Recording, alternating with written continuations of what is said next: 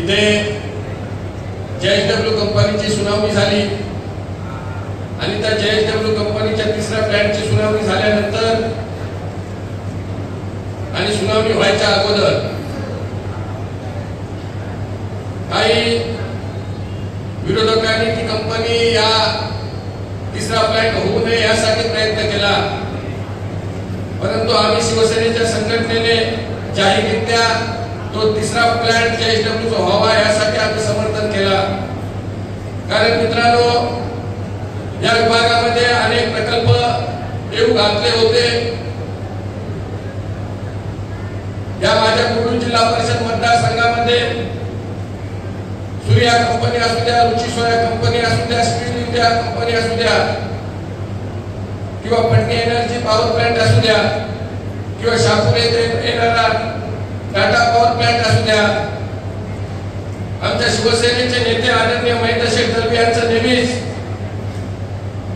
या विभागामध्ये आणि तालुक्यामध्ये येणाऱ्या प्रोजेक्टचं आम्ही स्वागत करत असतो।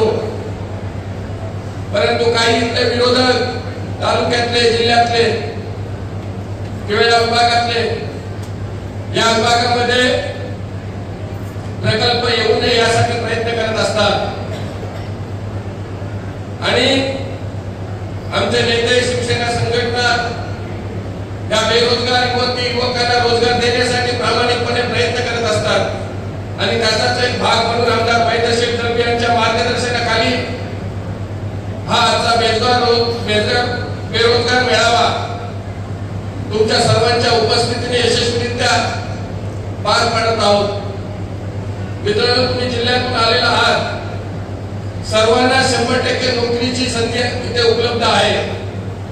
ज्यांना नोकरीची संधी इथे पूर्ण इंटरव्ह्यू झाल्यानंतर जॉइनिंग लेटर सुद्धा इथे ताबडतोब दिला जाईल आणि या एकलव्य संघटना पुन्हा याचे सर्व पदाधिकारी आणि कार्यकर्ते जातीने या विभागामध्ये आणि प्रत्येक गावामध्ये फिरून या रोजगार मेळाव्याची प्रसिद्धी करत आहेत आणि त्यामुळे आज जवळजवळ ऑनलाईन 700 ते 750 फॉर्म आले आणि ऑफलाईनला 500 च्या वर फॉर्म आले।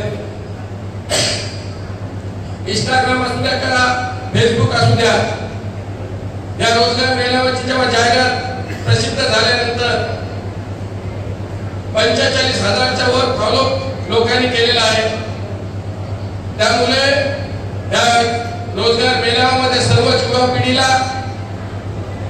नोकरीची सुवर्ण संधी उपलब्ध करून दिलेली आहे।